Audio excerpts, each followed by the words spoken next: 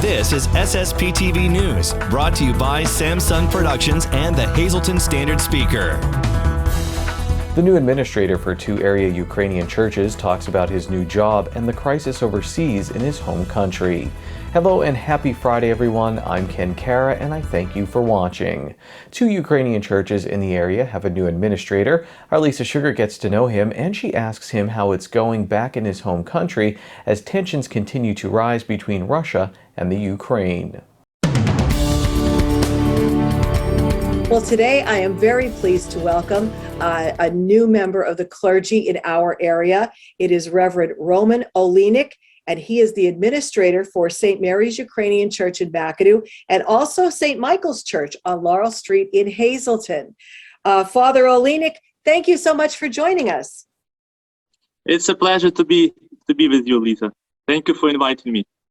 Now, for people who are not familiar with you, because you're new to the area, give us a little bit about your background.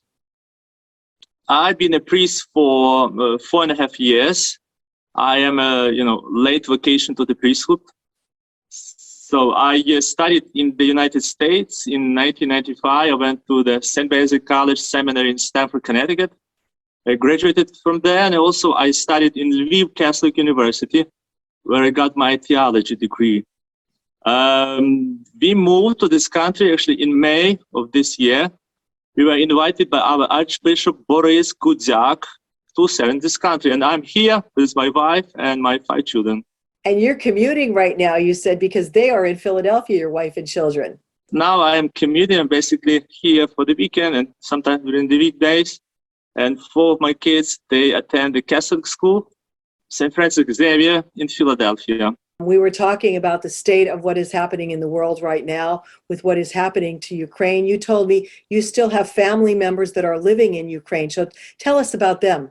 Most of my family are there. My mother lives in a small town near the Polish border, and my sister and my cousins, nephews. I try to call every day, of course, to talk to them. And there is a lot of worry, there is a lot of concern, but also we trust in God. We put our trust in God. It's written in the Bible, blessed are the peacemakers, for they shall be called the children of God. And that's what our nation wants. We want peace. We don't want this war, but we are ready as a nation also to stay strong and to defend.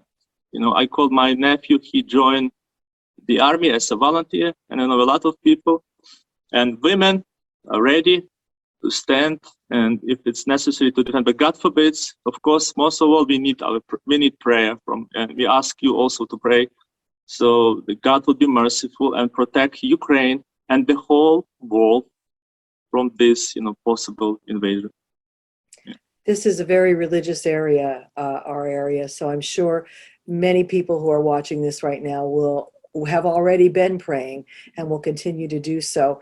When you speak with your mother on the telephone, are things there like normal as they were in the past, or are they changing the way they're living right now?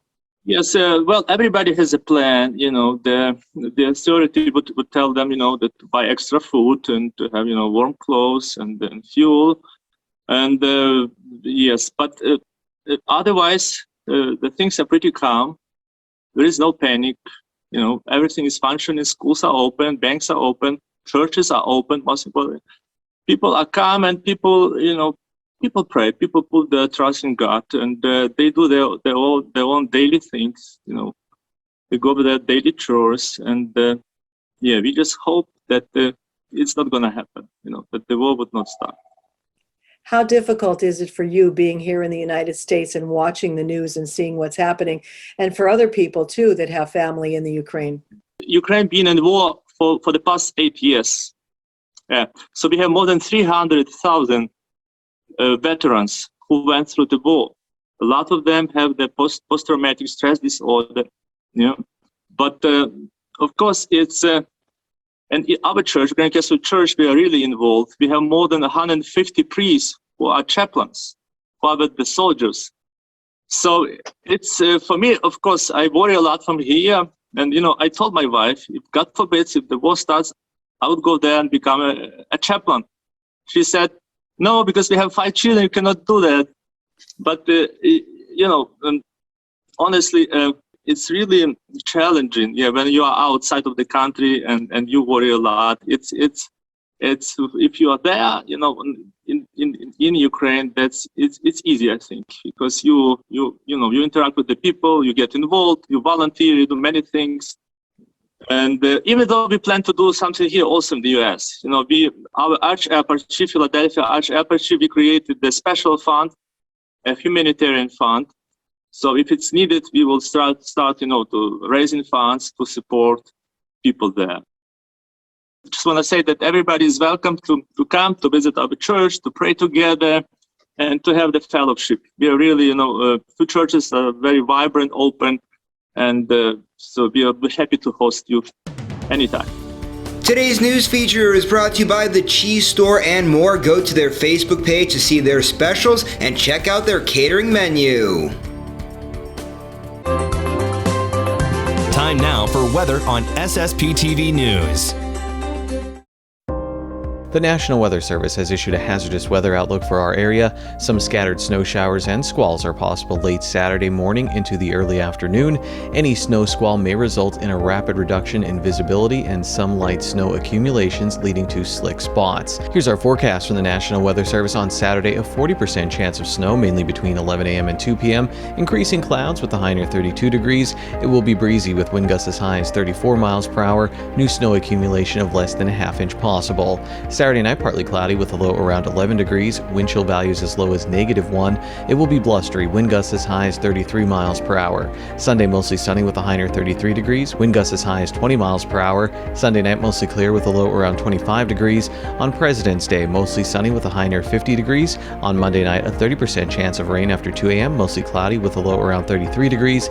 Tuesday, a 90% chance of rain, mainly after 8 a.m., will have a high near 50 degrees. Tuesday night, a 90% chance of rain, mainly before 2 a.m., will have a low around 48 degrees. Local basketball fans, get ready for round 4 of Hazleton area versus Dallas in boys basketball. The Cougars beat Holy Redeemer in the Wyoming Valley Conference semifinals and will now face Dallas for the league title on Saturday at 7:30 p.m. at Wilkes-Barre Area High School. Josian Guerrera scored 11 points for Hazleton, and Eliad Lopez and Luke Gennaro had 9.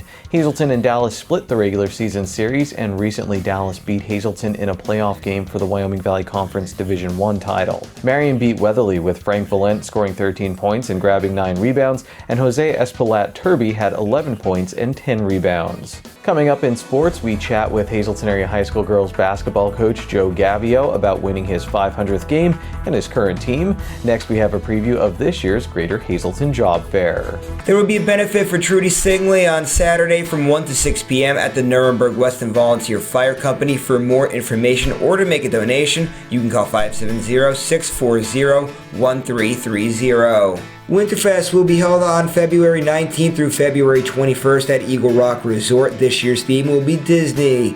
SSPTV News would send sincere condolences to the family and friends of these who recently departed.